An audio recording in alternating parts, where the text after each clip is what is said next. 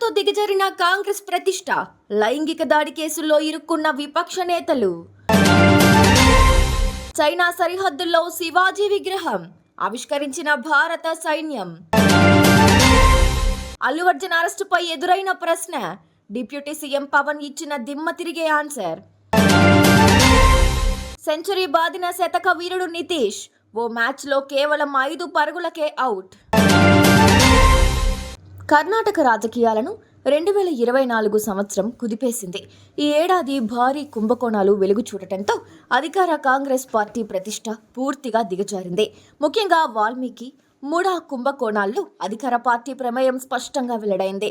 సాక్షాత్తు ముఖ్యమంత్రి సిద్ధరామయ్య, ఆయన భార్యకు మూడా భూముల కుంభకోణంలో పాత్ర ఉందని నిర్ధారణ కావడంతో ఆయనపై కేసు నమోదై విచారణను ఎదుర్కొంటున్నారు. ఇక విపక్ష బీజేపీ నేత మాజీ సీఎం యడియూరప్పపై పోక్సో కేసు నమోదు కావడంతో పాటు ఆయనపై నాన్ బెయిలబుల్ వారెంట్ జారీ అయింది.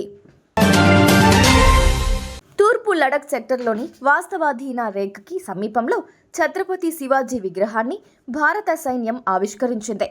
పాంగాంగ్ సో సరస్సు తీరంలో సముద్ర మట్టానికి 14,300 అడుగుల ఎత్తులో దీనిని ఏర్పాటు చేసింది. లెఫ్టినెంట్ జనరల్ హితేష్ భల్లా గురువారం ఈ విగ్రహాన్ని ఆవిష్కరించారు. ఛత్రపతి శివాజీ ఔన్నత్యం నిరంతరం స్ఫూర్తిదాయకమని లేహ్లోని 14 కోర్ ఎక్స్పోస్లో తెలిపింది. దీంతో దాదాపు 4.5 ఏళ్ల నుంచి ఇరు దేశాల మధ్య ఏర్పడిన ఘర్షణ వాతావరణానికి తెరపడింది.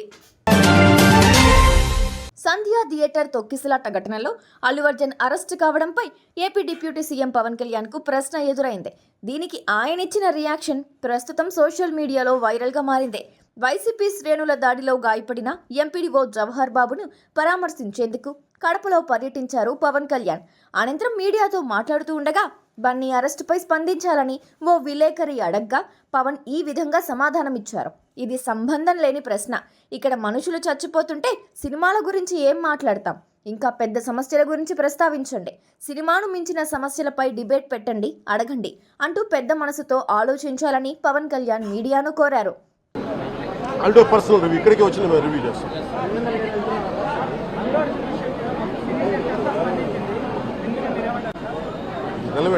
ఇక్కడ మనుషులు తెచ్చి సినిమాల గురించి మాట్లాడారు.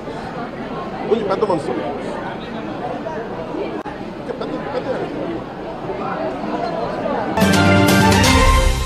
గతంలో జరిగిన విజయ్ హజారే ట్రోఫీలో పుదుచ్చేరి, హైదరాబాద్ జట్లు అహ్మదాబాద్లోని గుజరాత్ కాలేజ్ గ్రౌండ్లో తలపడ్డాయి. మ్యాచ్లో నితీష్ రెడ్డి తక్కువ పరుగులకే అవుట్ అయ్యాడు.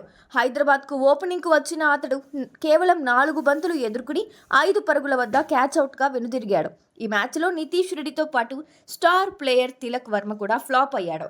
ఈ ఏడాది టీ20లో దక్షిణాఫ్రికాపై టీమిండియా తరపున 2 బ్యాక్-టు-బ్యాక్ సెంచరీలు సాధించిన తిలక్ పుదుచ్చేరితో జరిగిన మ్యాచ్లో అద్భుతాలు చేయలేకపోయాడు.